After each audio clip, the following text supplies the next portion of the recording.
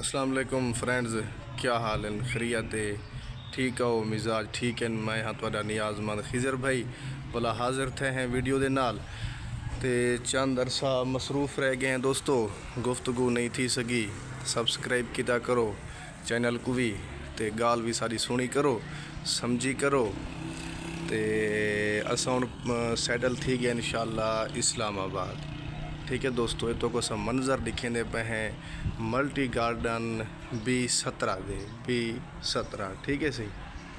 तो ये माहौल है, ये पिशावर रोड ते है 26 नंबर चुंगी कने थोड़ा जी आगू ते टैक्स लेकने 5-7 किलोमीटर पहले है। ठीक है, मल्टी गार्डन B17 इस्लामाबाद। ये असा गेट नंबर 2 के अंदर हैं। बढ़िया बढ़िया इमारतां, बड़े बड़े माहौल, 100 फुट के रोड, क्या ही खूबसूरत हसीन मंज़र, सैवरेज, पानी, बिजली। और मैं तो मस्जिद एक गाल दसा, मस्जिद ये मैं तो एक साइड दिख लेना खड़ा, एक साइड। तो मेरी सरेकी वसेब दे दोस्तों ने गुजारिश ये है जो इन्वेस्ट करो इत्था आओ, इन्वेस्ट करो, रब्ता करो, नंबर लिखा खड़ा हो सी। मुकम्मल सिक्योरिटी है, मुकम्मल तहफ़्फ़ुज़ है। इतना इंसान सेफ है, अपने जितना सरमाया लावन चाहे, जितना भी इन्वेस्टमेंट करन चाहे, ये माहौल थी सकते।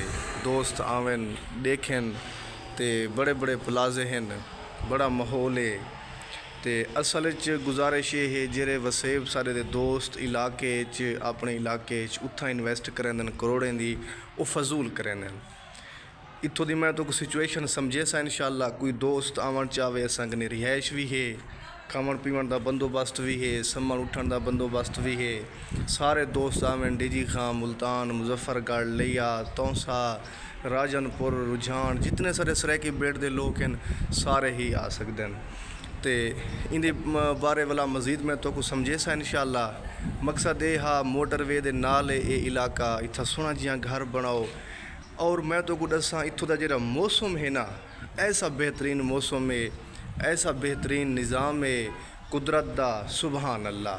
थोड़ी जी गर्मी थी है तो नाल वाला बारिश थी आई है, बड़ा बेहतरीन मौसम है दोस्तों। तो तुस आई बारे गौर फिक्र करो, आओ देखो। ये मैं तो एक साइड दिख लेना खड़ा, इंशाअल्लाह मैं तो पूरी मल्टी का विजिट करवे सा, तुसा देख सो ते नाल खुश थी सो। इतना कोई मतलब है जैकने करोड़ों की तादाद, लखें की तादाद पैसा है वो इतना ही इन्वेस्ट करन। मकसद मेरा ये है अपने प्लाजे बनावें, घर बनावें, अपना बिजनेस चलावें। सारे दोस्त सरायकी दोस्त ई चीज़ की कंपीटिशन आवें, मुकाबले आवें। अल्लाह तुहाडा निगहबान होवे। ते मज़ीद वीडियो इंशाअल्लाह मैं दोस्तों नाल शेयर करना रहे वैसा।